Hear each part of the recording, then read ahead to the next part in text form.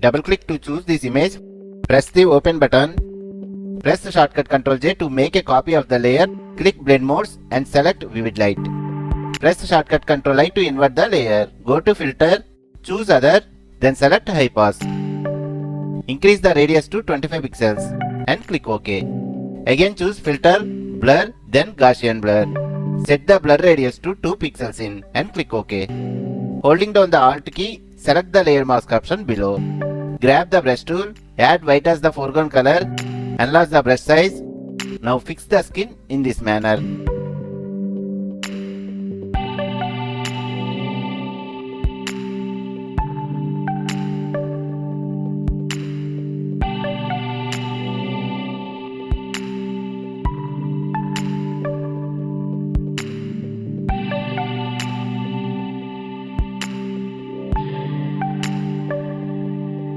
Press Ctrl E to merge these layers. We would like to incorporate such sharpen filters.